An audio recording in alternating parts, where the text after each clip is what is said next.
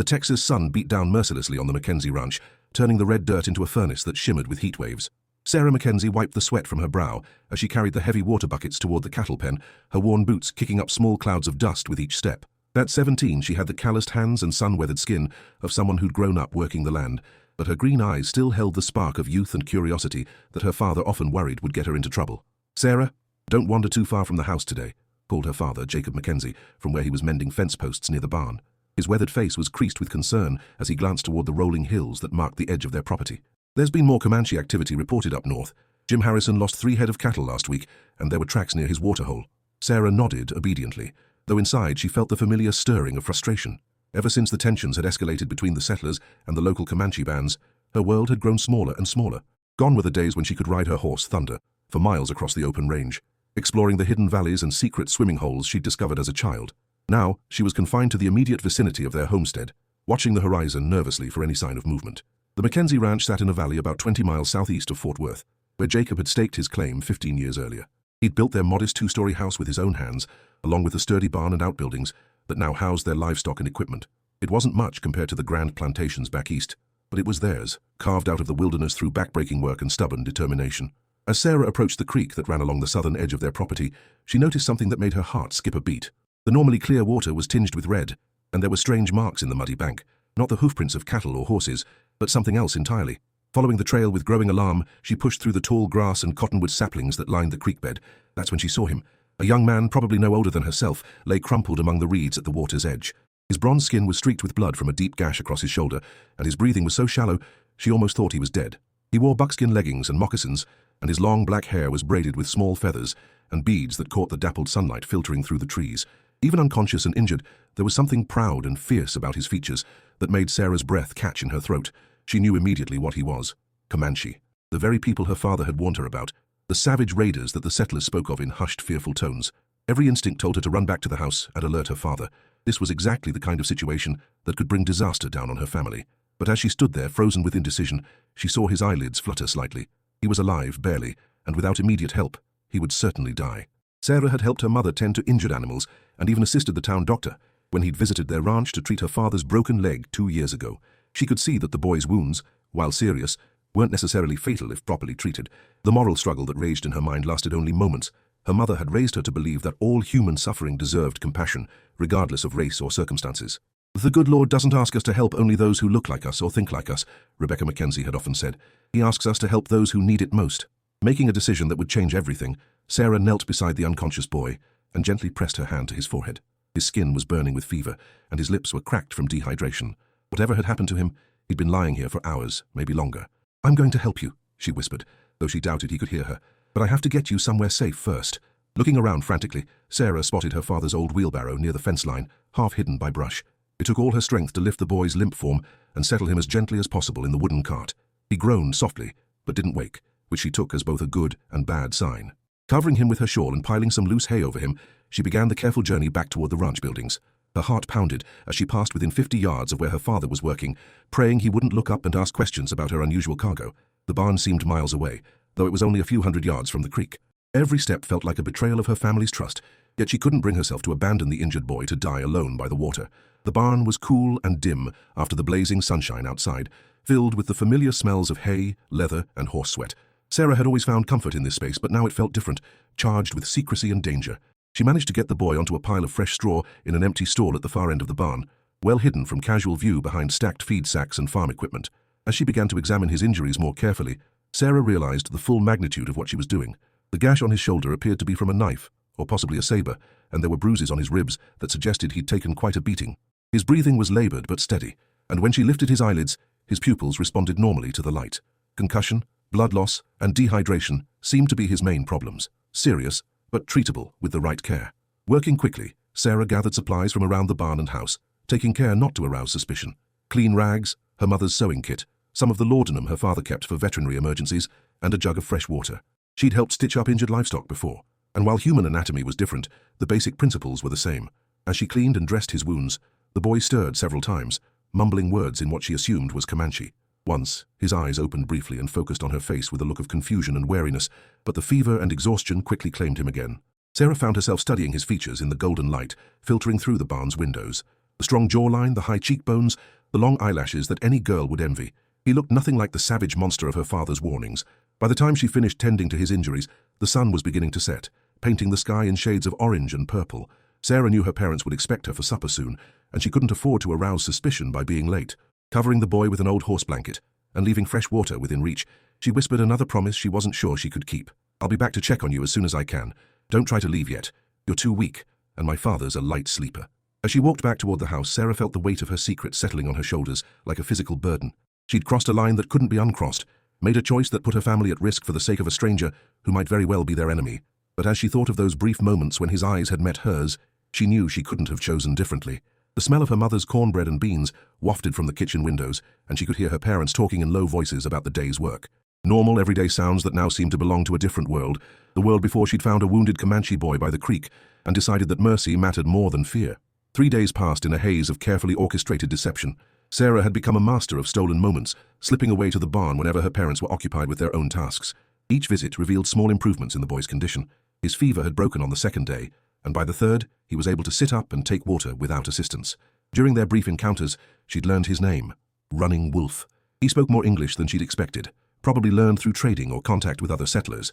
Their conversations were halting and careful, filled with long silences and cautious glances, but gradually, a fragile trust began to develop between them. "Why do you help me?" he'd asked on the morning of the 4th day, his dark eyes studying her face intently. "Your people and mine, we are enemies." Sarah had been changing the bandage on his shoulder, noting with satisfaction that the wound was healing cleanly with no signs of infection. His question made her pause, her hand stilling on the clean cloth. "I don't know," she admitted honestly. "I suppose because you're hurt, and I couldn't just leave you to die. My mother always taught me that helping someone in need is the right thing to do, no matter who they are." Running Wolf absorbed this in silence, his expression unreadable. Sarah had noticed that he rarely showed emotion openly, maintaining a stoic composure, even when she knew the pain from his injuries must be considerable. It was so different from the expressive, sometimes volatile nature of the men in her family and community. "Your mother sounds like a wise woman," he said finally. "Among my people we have a saying, the measure of a person is not in their words, but in their actions when no one is watching. You show honor, even when it brings you danger." The compliment made Sarah's cheeks warm, though she tried to hide her reaction by busying herself with repacking the medical supplies. There was something about Running Wolf's quiet dignity and thoughtful way of speaking that was unlike anyone she'd ever met. The young men in town were either awkwardly tongue-tied around her or overly boastful, trying to impress her with exaggerated stories of their exploits. Running Wolf spoke to her as an equal, with a respect that made her feel more grown up than her 17 years. "Tell me about your family," she said, settling cross-legged on the straw beside him. It was a bold move. Sitting so close to a young man without a chaperone would have scandalized the church ladies in town, but the barn felt like a world apart from normal social conventions. Running Wolf's expression grew distant, and for a moment she thought he wouldn't answer. When he finally spoke, his voice carried a weight of sadness that made her heart ache. "My father is Tallbear, a war chief of our band. My mother died when I was 12 winters old, during the sickness that came after the Blue Coats burned our winter camp." He paused, his jaw tightening. "I have 2 younger sisters, Star that dances and Little Fox. They are probably wondering where I am." Sarah felt a pang of guilt at the pain in his voice. She'd been so focused on the immediate crisis of his injuries that she hadn't fully considered that somewhere, people were probably worried sick about him. "What happened to you?" she asked gently. "How did you get hurt?" Running Wolf's hand moved unconsciously to his bandaged shoulder. "I was scouting alone, watching the movements of a cavalry patrol near the river. There were more soldiers than I expected, and they had Tonkawa scouts with them, tribal enemies who know our ways of hiding. I was discovered and barely escaped, but not before taking a saber cut and falling from my horse into the rocks." The mention of cavalry made Sarah's stomach clench. She knew the soldiers from Fort Worth had been conducting increased patrols in response to recent tensions, but hearing about it from Running Wolf's perspective gave her a new understanding of the deadly game being played across the Texas frontier. "Your horse, did it make it back to your people?" "Yes, I'm certain of it. Spotted Wind is smart and knows the way home, but when a warrior's horse returns without its rider," he didn't need to finish the sentence. Sarah could imagine the fear and urgency such a sign would create among his family and tribe. That afternoon, as Sarah helped her mother with the washing, she found herself distracted and clumsy. She dropped a wet sheet twice and let the iron get too hot, leaving a brown scorch mark on one of her father's work shirts. "Sarah Elizabeth Mackenzie, what in heaven's name is wrong with you today?" Rebecca Mackenzie asked, her usually patient voice tinged with exasperation. "You've been acting strange all week, jumping at shadows and forgetting half of what I tell you." Sarah's mother was a small, energetic woman with graying brown hair and keen blue eyes that missed very little. She'd been born in Missouri and had the practical, no-nonsense attitude of a frontier wife, but there was also a gentleness about her that had made her beloved by everyone in their small community. "I'm sorry, Mama. I guess I'm just feeling restless, being stuck so close to home all the time." It wasn't entirely a lie. The constant vigilance and secrecy were wearing on her nerves. Rebecca's expression softened. "I know it's hard, sweetheart. This situation with the Comanche has everyone on edge. But your father's just trying to keep us safe. There have been more incidents reported, and Captain Morrison from the fort sent word that we should all be extra careful for the next few weeks. Sarah's blood ran cold. What kind of incidents? Missing livestock mostly, and signs of camps in areas where they haven't been seen before. Nothing violent yet, thank the Lord, but the army thinks there might be a large band moving through the area. Rebecca folded a clean towel with sharp, efficient movements. Captain Morrison mentioned they're particularly concerned about a missing warrior. Apparently his horse returned to one of the camps without him, and they're afraid his people might be out looking for him. The towel slipped from Sarah's numb fingers. She was barely aware of her mother's concerned questions as the full implications of this news crashed over her. Running Wolf's people weren't just wondering where he was, they were actively searching for him, and if the army knew about it, that meant the situation was escalating towards something much more dangerous than a few missing cattle. That evening, as soon as she could slip away after supper, Sarah hurried to the barn with a sense of urgent purpose.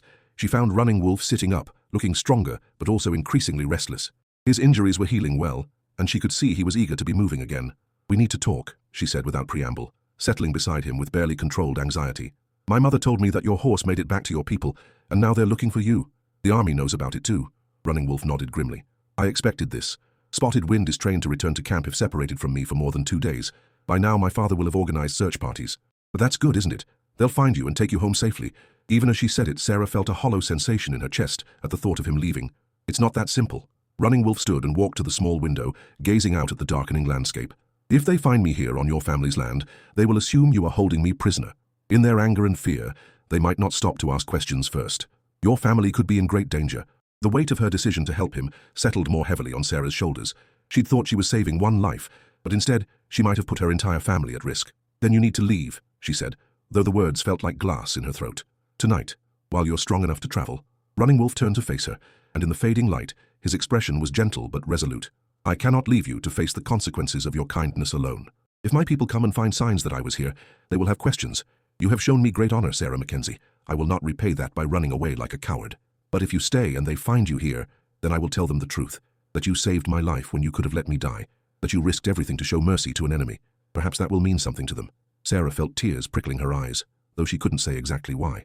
The past few days had felt like living in a strange dream, caring for this mysterious young man who seemed to exist outside all the rules and expectations of her normal world. The thought of returning to her ordinary life, with its predictable routines and small concerns, suddenly felt unbearably empty. "I don't want you to go," she whispered, the admission surprising her with its honesty. Running Wolf's eyes widened slightly, and for a moment the careful control he maintained slipped enough for her to see something warm and vulnerable underneath. "Nor do I wish to leave," he said quietly. "These days, talking with you, learning about your world, it has been like discovering that the sky is a different color than I always believed. You have shown me that not all white settlers are the same, just as I hope I have shown you that my people are more than the stories you have heard." The space between them seemed to shrink, and Sarah became acutely aware of the sound of his breathing, the way the last rays of sunlight highlighted the strong lines of his face. She'd never been alone with a young man like this, never felt the strange, fluttering sensation that made her pulse race and her thoughts scatter like startled birds. A sound from outside made them both freeze, the distant whinny of a horse followed by her father's voice calling her name. Sarah jumped to her feet, her heart hammering against her ribs. "I have to go," she said, gathering up the medical supplies with shaking hands. "But I'll come back later tonight after my parents are asleep. We need to figure out what to do." As she reached the barn door, Running Wolf's voice stopped her. "Sarah." She turned to find him watching her with an intensity that made her breath catch. "Whatever happens, I want you to know that you have given me something I thought I had lost forever."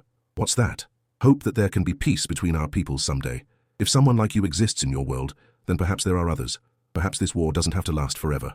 Sarah nodded, unable to trust her voice, and slipped out into the gathering darkness. As she walked back toward the house, she could see her father standing on the porch, his rifle cradled casually in his arms as he scanned the horizon. The sight sent a chill through her that had nothing to do with the evening air.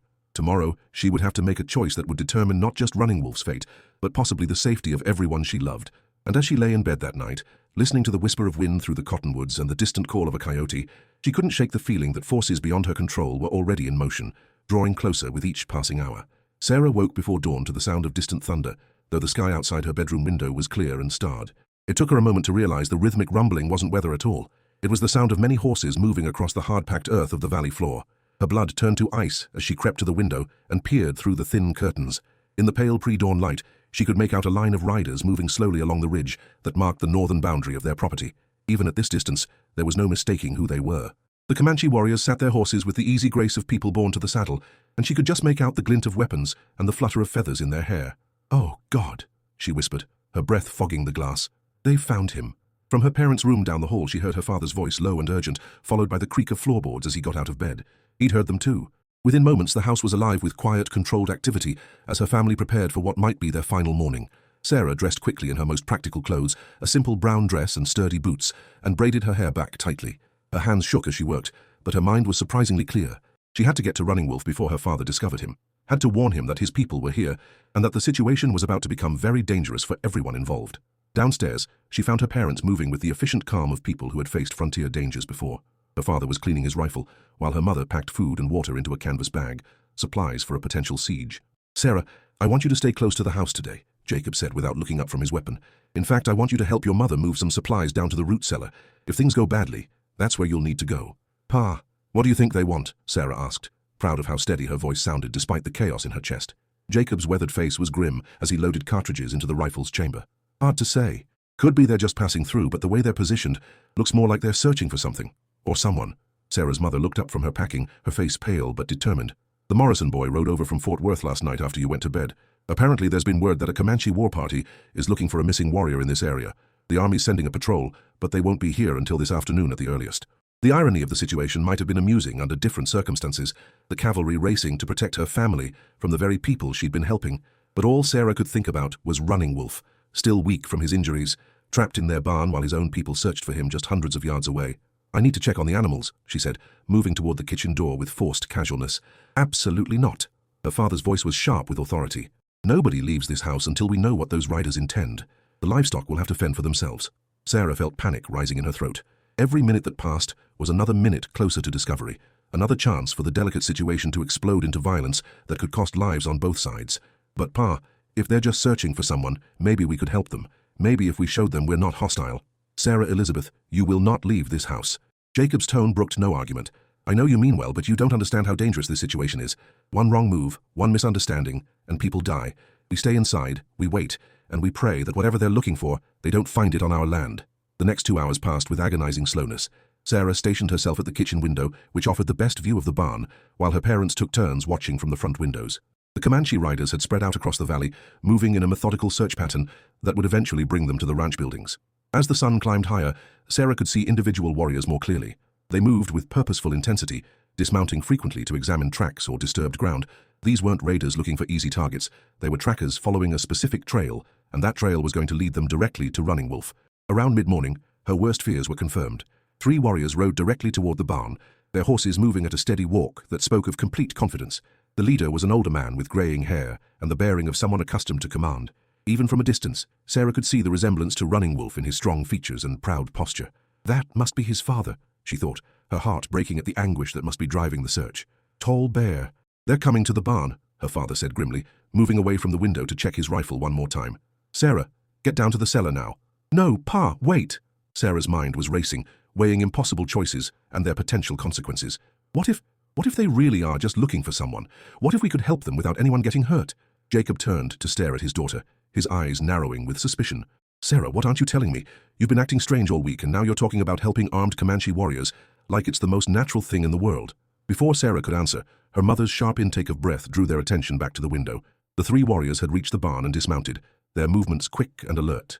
One of them had found something, tracks in the dirt or perhaps the scent of recent human activity that their trained senses could detect. The leader raised his hand, and within moments, the other warriors scattered across the valley began converging on the barn. Sarah watched in fascination and growing dread as what had been a spread-out search party quickly became a focused assault formation. These were not random raiders, but disciplined warriors working together with deadly efficiency. "They found something," Jacob muttered. "Rebecca, get the extra ammunition from the bedroom." "Sarah, cellar now." But Sarah was already moving, not toward the cellar, but toward the kitchen door. The time for hiding and hoping was over. In a few minutes, the warriors would discover Running Wolf, and without context, without understanding, they would assume the worst. Her family would be branded as captors or killers, and the young man she'd grown to care about would think she'd betrayed him. "Sarah, stop!" her father shouted, but she was already through the door and running across the yard toward the barn. Behind her, she could hear her parents' voices raised in alarm and the sound of the kitchen door slamming as her father presumably started after her. But Sarah had youth and desperation on her side, and she reached the barn several seconds ahead of him. The scene inside was like something from a fever dream. Running Wolf was standing in the center of the barn, no longer hidden behind the feed sacks, but positioned in clear view of the entrance. He'd removed his bandages and somehow found his original clothes, though they were torn and bloodstained. In his hands, he held a long knife that caught the morning light streaming through the barn's windows, but it wasn't the knife that made Sarah's breath catch, it was the expression on his face. Gone was the gentle, thoughtful young man she'd spent hours talking with. In his place stood a Comanche warrior, every line of his body radiating readiness for violence. His dark eyes were cold and distant, focused on the barn entrance, where the sound of approaching voices grew louder by the second. "Running Wolf," she said softly, and something in her voice made him turn toward her. For just a moment, his warrior's mask slipped, and she saw recognition and something that might have been relief flash across his features. But before he could speak, the barn was suddenly full of armed men shouting in rapid Comanche, their weapons trained on both Sarah and Running Wolf. The leader, Tall Bear she was certain, barked a sharp command, and the other warriors reluctantly lowered their weapons. But their eyes remained fixed on Sarah with expressions that ranged from suspicion to outright hostility. She realized that from their perspective, she was either Running Wolf's captor or his accomplice, and neither interpretation boded well for her family's safety. Running Wolf straightened to his full height and began speaking in his native language, his voice calm but urgent. Sarah couldn't understand the words, but she could hear the respect in his tone as he addressed his father. Whatever he was saying, it was clearly important, because Tall Bear's expression gradually shifted from anger to confusion to something that might have been amazement. The conversation was interrupted by her father's voice from the barn entrance. "Sarah, step away from him, slowly." She turned to see Jacob Mackenzie silhouetted in the doorway, his rifle raised but not quite pointed at the Comanche warriors. His face was a mask of controlled terror as he took in the scene, his daughter surrounded by armed enemies, apparently in the middle of some kind of negotiation that could go deadly wrong at any moment. "Pa, don't shoot," Sarah called out, surprised by how calm she sounded. "They're not here to hurt us, they're looking for him." She gestured toward Running Wolf. "And I've been helping him." The silence that followed her words was so complete, she could hear the wind whistling through the gaps in the barn walls. Jacob's face went through a series of expressions, confusion, disbelief, and finally a kind of stunned comprehension as the pieces fell into place. "You've been helping him?" he repeated slowly. "Sarah, do you have any idea what you've done?" Before she could answer, Running Wolf stepped forward and spoke in careful English, his words directed at Jacob but his eyes never leaving Sarah's face. "Your daughter saved my life," he said simply. "When she could have let me die, when helping me put her family in danger, she chose mercy. Among my people, such an act creates a debt that can never be fully repaid." The standoff in the barn stretched like a taut rope, with Sarah caught between two worlds that had suddenly collided in the most dangerous way possible. Tall Bear studied her father with the calculating gaze of a man accustomed to reading enemies, while Jacob kept his rifle ready but pointed toward the ground, a gesture that showed caution without outright hostility. "You are the father," Tall Bear said in heavily accented but clear English, breaking the silence. "Your daughter has honor." Jacob's weathered face showed his struggle to process the situation. "My daughter has been secretly harboring a Comanche warrior in my barn for nearly a week, putting my entire family at risk. I'm not sure honor is the word I'd use." Sarah felt heat rise in her cheeks at her father's harsh tone, but Running Wolf stepped slightly forward, drawing attention back to himself. "The fault is mine, not hers," he said firmly. "I should have left as soon as I was strong enough to travel, but I—" He glanced at Sarah, and she saw vulnerability flash across his features before the warrior's mask returned. "I did not want to bring danger to those who had shown me kindness." From outside the barn came the sound of more horses approaching, this time from the direction of the main road. Sarah's heart sank as she recognized the disciplined cadence of cavalry mounts. The army patrol her mother had mentioned was arriving, and what had been a delicate situation was about to become infinitely more complicated. Tall Bear heard it too, his head tilting slightly as he identified the sound. When he looked back at Jacob, there was a new urgency in his dark eyes. "The Bluecoats come," he said simply. "They will not understand what has happened here. They will see only Comanche warriors on white man's land and assume the worst." Jacob nodded grimly. He'd had enough dealings with the army to know that cavalry officers were trained to shoot first and ask questions later when it came to Indian raids. The approaching patrol would see the barn full of armed warriors and likely assume the Mackenzie family was under attack. "How many men do you have?" Jacob asked, and Sarah was surprised by the practical tone in her father's voice. 12, Tall Bear replied. "All good fighters, but we did not come here for war. We came only to find my son. The army patrol will have at least 20 men, maybe more, and they'll have rifles." Jacob was quiet for a moment, thinking hard. If shooting starts, people are going to die who don't need to. Sarah watched this exchange with growing amazement. Less than an hour ago, her father had been preparing to defend his home against Comanche raiders. Now, he was having a tactical discussion with their leader about how to avoid a battle. The transformation spoke to something she'd always admired about Jacob Mackenzie, his ability to adapt quickly to changing circumstances. Running Wolf looked toward the barn entrance, where the sound of approaching horses was growing louder. "There is another way," he said slowly. "If I surrender myself to the soldiers, tell them I was acting alone and that your family captured me, the blame would fall only on me." "No," Sarah said immediately, the word coming out sharper than she'd intended. "That's not what happened, and I won't let you lie to protect us." Both her father and Tall Bear turned to look at her with expressions of surprise. She realized that in all the tension and tactical discussion, they'd been treating her like a child to be protected, rather than a person with her own stake in the outcome. "Sarah's right," Jacob said after a moment. "Lying to the army would just make things worse in the long run. Besides, if this young man is willing to sacrifice himself for our safety, then I reckon we owe him the same consideration." The sound of horses had reached the yard now, accompanied by shouted orders and the jingle of cavalry equipment. Through the barn's windows, Sarah could see blue uniformed soldiers spreading out in a defensive formation around the building. Someone with authority was barking commands about surrounding the structure and preparing for a siege. "We need to stop this before it starts," Jacob said, making a decision that would have seemed impossible just minutes before. He handed his rifle to Sarah, stock first, in a gesture of trust that made her eyes widen. "I'm going out there to talk to the officer in charge. Maybe I can explain the situation before anyone does something stupid." "I will come with you," Tall Bear said. "It is my son they seek, and my warriors who threaten your home. The responsibility is mine." Jacob studied the Comanche chief's face for a long moment, then nodded slowly. "All right, but we do this careful-like. No sudden moves, no weapons visible. And for God's sake, let me do most of the talking until we figure out what kind of officer we're dealing with." As the two men moved toward the barn entrance, Sarah felt Running Wolf's hand touch her arm gently. She turned to meet his eyes, seeing worry and something deeper there. "If this goes badly," he said quietly, "I want you to know that these days with you have been the best of my life. You showed me that there are white people who can see past the color of skin to the person underneath. That is a gift I will carry with me always." Sarah felt tears prick her eyes, but she forced them back. This wasn't the time for sentiment, no matter what her heart was telling her. "It's not going to go badly," she said with more confidence than she felt. "We're going to find a way to make this work." Outside, they could hear her father's voice calling out to the soldiers, identifying himself, and requesting to speak with their commanding officer. There was a brief, tense exchange, and then a new voice, younger, with the crisp accent of an Eastern education, responded. "Mr. Mackenzie, I'm Lieutenant Patterson. We've received reports of Comanche activity in this area, and our scouts indicate there are hostiles on your property. Are you and your family safe?" Sarah held her breath as she waited for her father's response. So much depended on how he chose to explain the situation. "Lieutenant, my family is safe, but the situation is more complicated than your reports might suggest. I'd like to request a parley to discuss the circumstances before anyone takes action they might regret." There was a long pause, during which Sarah could imagine the young officer weighing his options. Army protocol probably called for immediate action against any Indian presence on settler land, but her father's calm, reasonable tone seemed to be giving the lieutenant pause. "A parley." Patterson's voice carried a note of uncertainty. "Mr. Mackenzie, are you under duress? Are they forcing you to say this?" "No, Lieutenant, I am not under duress, but I am asking you to hold your men's fire and give me a chance to explain what's really happening here. I think you'll find it's not what it appears to be." Through the barn's window, Sarah could see the lieutenant, a young man probably not much older than herself, with the kind of crisp uniform and nervous energy that marked him as new to frontier duty. He was surrounded by experienced sergeants who clearly wanted him to order an immediate attack, but something in Jacob's tone was making him hesitate. "All right, Mr. Mackenzie," Patterson called out finally. "You have 5 minutes to explain the situation, but I want to see everyone involved, and I want to see them with their hands visible." Jacob turned back toward the barn and nodded to Tall Bear. "This is it," he said simply. "Time to find out if civilized men can solve problems with words instead of bullets." As they prepared to step out into the morning sunlight, Sarah realized that the next few minutes would determine not just their immediate safety, but possibly the future relationship between two peoples who had been enemies for too long. The weight of that responsibility should have been crushing, but instead she felt a strange sense of hope. Running Wolf had been right. If someone like her could exist in the white world, and someone like him could exist in the Comanche world, then perhaps there were others on both sides who were ready to choose understanding over hatred.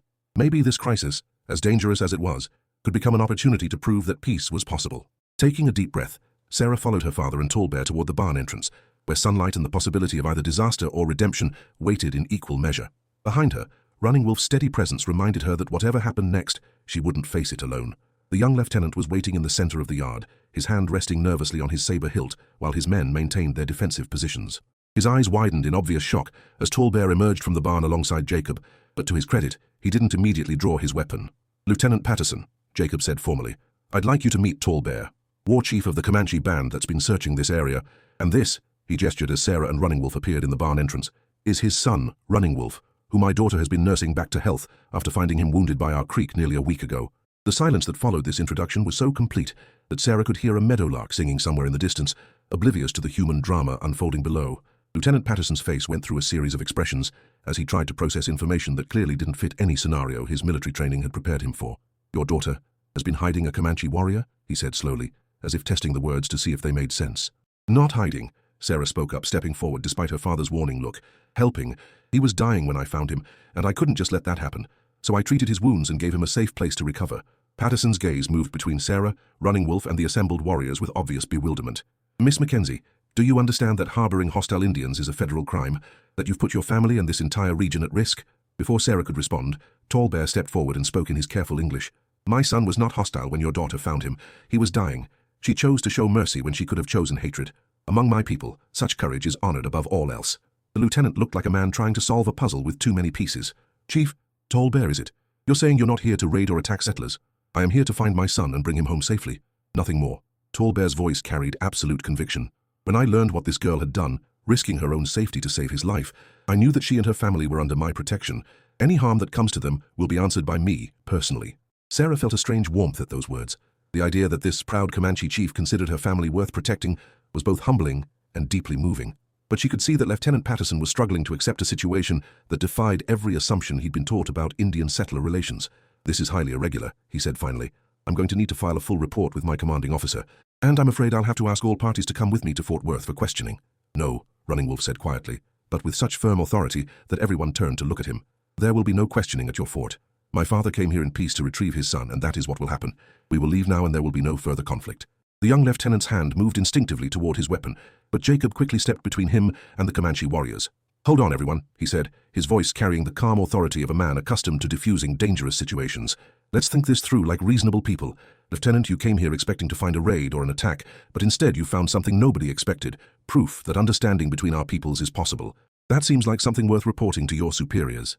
Patterson hesitated, clearly torn between his duty to follow protocol and his growing realization that the situation was unlike anything in his military manual. Sarah seized the moment of uncertainty to step forward once more. Lieutenant, what if we could find a way to turn this into something positive? Instead of arrests and conflict, what if this became an example of how peace might be possible? As she spoke, Sarah felt the weight of everyone's attention, but also a growing sense of clarity about what needed to happen. The next few minutes would determine whether this encounter became another tragic footnote in the long history of violence between settlers and Native Americans, or whether it might mark the beginning of something different, something better. Lieutenant Patterson stood frozen in the center of the Mackenzie yard, his young face a mask of uncertainty as he struggled with a decision that could determine the fate of everyone present. The morning sun had climbed higher, casting sharp shadows that seemed to divide the space between the blue-uniformed soldiers, the Comanche warriors, and the farm family caught between two worlds. Sarah could see the lieutenant's internal battle playing out in his expression, duty warring with conscience, protocol fighting against the evidence of his own eyes. Here was a situation that existed nowhere in his military training, a moment that demanded wisdom rather than force. Miss Mackenzie, Patterson said finally, his voice carefully controlled, what you've done is either an act of remarkable courage or dangerous foolishness. I'm not sure my superiors will see the distinction.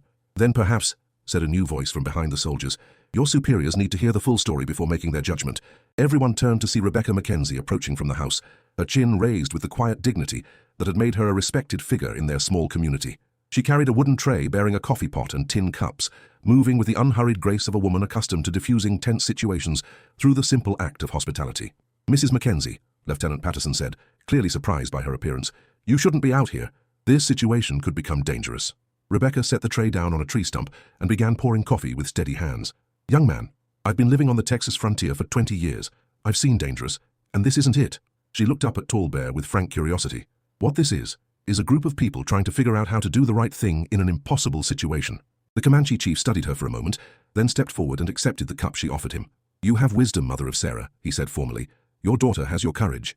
She has her own courage, Rebecca replied, offering coffee to Lieutenant Patterson and then to her husband.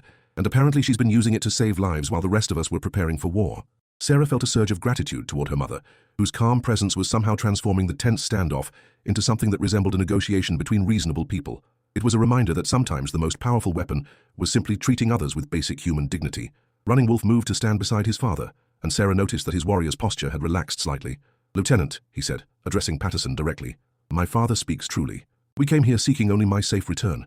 We found instead something none of us expected, proof that your people and mine can choose mercy over fear. Patterson took a sip of the coffee, using the moment to gather his thoughts. When he spoke again, his voice carried less military authority and more genuine curiosity. Help me understand this, he said, looking between Sarah and Running Wolf. You're telling me that for nearly a week, you've been secretly caring for a wounded Comanche warrior in your family's barn, and no one else knew about it. That's right, Sarah said, meeting his gaze steadily. I found him dying by our creek, and I couldn't just walk away. So I treated his injuries and gave him a safe place to heal. And during this time, did he threaten you? Try to escape? Attempt to signal his people? Sarah felt Running Wolf's eyes on her as she considered how to answer. The truth was more complicated than a simple yes or no, involving long conversations, growing trust and feelings she was only beginning to understand. No, she said finally. He stayed because he was too weak to travel safely, and because he didn't want to bring danger to my family by having his people find him here. He was protecting us, not threatening us. Lieutenant Patterson absorbed this information with the careful attention of a man trying to separate fact from fantasy. And Chief Tall Bear, when you discovered your son here, your response was to... What exactly? Tall Bear straightened to his full height, his weathered face grave. When I learned what this young woman had done, I knew that she and her family were to be protected, not harmed. Among my people, a life debt creates sacred obligations. Sarah Mackenzie risked everything to save my son's life. That makes her family part of my family. The lieutenant's eyebrows rose at this declaration. You're saying you consider the Mackenzies to be under your personal protection? I am saying more than that, Tallbear replied. I am saying that what happened here proves that peace between our peoples is possible if there are more like this family among the whites and more like my son among the Comanche. Sarah saw something shift in Lieutenant Patterson's expression, a dawning realization that he wasn't just dealing with a potential conflict, but with an opportunity that might never come again. The young officer was clearly intelligent enough to understand the implications of what he was witnessing. This is unprecedented, he said slowly. I've never heard of anything like this happening before. Then perhaps, Jacob said quietly, it's time to start hearing about it. Maybe instead of always expecting the worst from each other, we could try expecting the best. A long silence followed these words, broken only by the distant lowing of cattle and the whisper of wind through the cottonwoods. Sarah could feel the weight of the moment pressing down on all of them, the sense that decisions made here could ripple outward in ways none of them could fully predict. Finally, Lieutenant Patterson made his choice. I'm going to do something that will probably get me court-martialed, he said, his voice gaining strength as he spoke. I'm going to report that I found evidence of peaceful contact between settlers and Comanche in this area, and that said contact should be encouraged rather than suppressed. I'm going to recommend that Chief Tallbear and his son be granted safe passage back to their people, and that the Mackenzie family be commended for their courage in choosing mercy over fear. Sarah felt her heart leap at these words, but Tallbear raised a cautionary hand. Your words honor us, Lieutenant, he said. But words alone will not change the hearts of men who profit from war. There will be others in your army and among your people who will not welcome news of peace. Patterson nodded grimly. You're right, Chief. There are men on both sides who benefit from conflict, who will see this as weakness rather than strength. But maybe that's exactly why it needs to be done.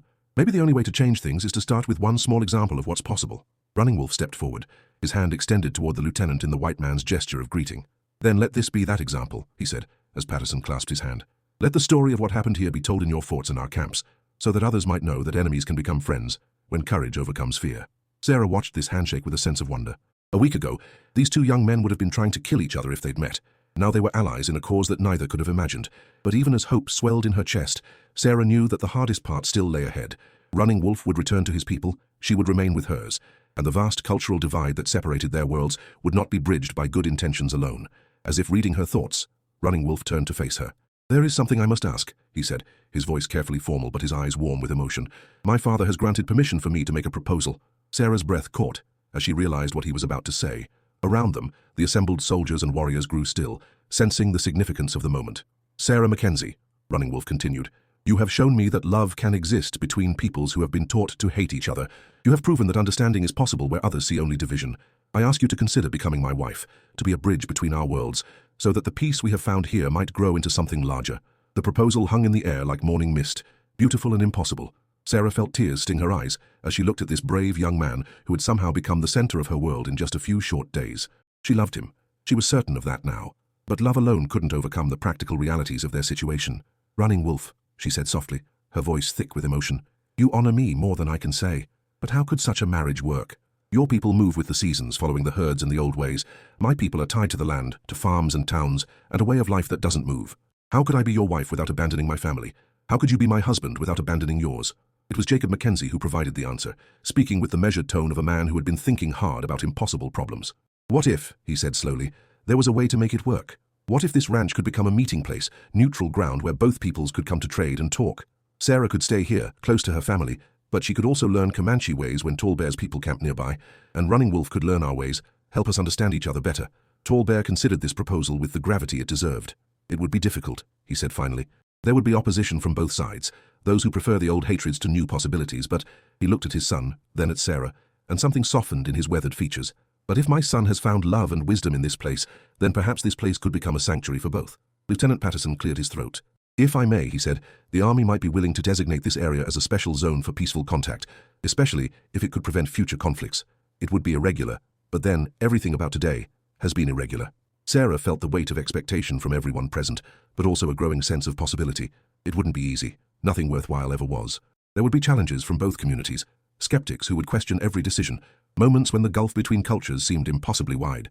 But as she looked at Running Wolf's hopeful face, at her parents' encouraging smiles, at Tallbear's dignified approval, she realized that some chances came only once in a lifetime. Some opportunities to change the world presented themselves in the most unexpected ways. Yes, she said, her voice growing stronger with each word.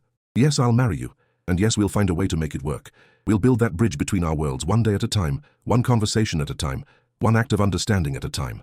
Running Wolf's face broke into a smile that seemed to light up the entire valley. He stepped forward and took her hands in his, speaking words in Comanche that she didn't understand, but that needed no translation. As the sun climbed toward noon, painting the Texas landscape in shades of gold and green, the assembled crowd began to disperse. The soldiers would return to Fort Worth with an unprecedented report, the Comanche warriors would carry news of peace back to their people, and the Mackenzie family would begin planning for a future none of them could have imagined. But first, there was coffee to finish, stories to tell, and the beginning of something new to celebrate. Sarah looked around at the faces surrounding her, her parents, her future husband, his father who would become her father-in-law, the young lieutenant who had chosen courage over protocol, and felt a deep sense of gratitude for the chain of events that had brought them all together. It had started with a simple choice to show mercy to a wounded stranger. Now it might become the foundation for a peace that could last generations.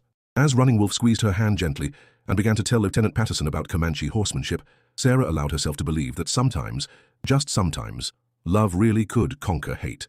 The bridge between worlds was built one story at a time, one friendship at a time, one brave choice at a time, and today on a small ranch in the Texas Hill Country, that bridge had just grown a little stronger.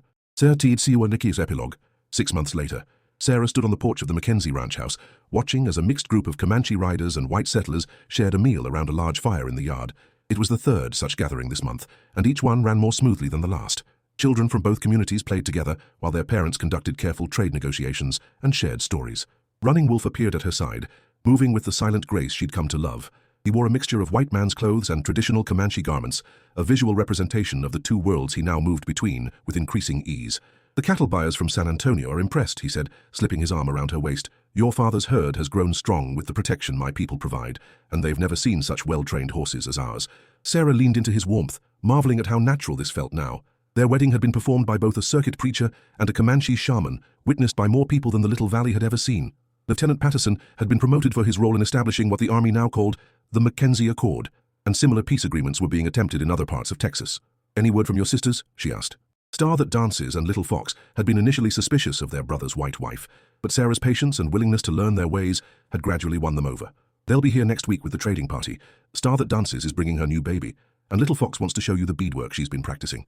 Running Wolf's voice carried warmth and pride. "They say you're becoming quite skilled with the pony herds." Sarah smiled at the memory of her latest riding lesson. She would never have the effortless grace of someone born to horse culture, but she was learning, just as Running Wolf was learning to read and write English with increasing fluency. "Your father will be pleased to see his grandson," she said. Tall Bear's acceptance of their unusual arrangement had been crucial to its success, and his presence lent legitimacy to the peace process that skeptics couldn't easily dismiss. "As will yours," Running Wolf replied. Jacob Mackenzie had surprised everyone by developing a genuine friendship with the Comanche chief. Their shared love of horses and practical approach to problem-solving creating common ground neither had expected. As the sun set over the valley, painting the sky in brilliant shades of orange and purple, Sarah reflected on how much had changed since that morning when she'd found a wounded boy by the creek.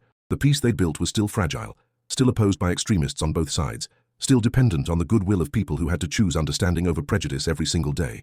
But it was real, and it was growing, and it proved that even the deepest divisions could be bridged by courage, compassion, and the simple recognition that on the other side of every conflict were human beings deserving of respect and dignity. Sarah Mackenzie, now Sarah Running Wolf, had learned that sometimes the most important battles were won not with weapons, but with open hearts and the willingness to see enemies as potential friends. And in a small valley in Texas, that lesson was changing the world one day at a time.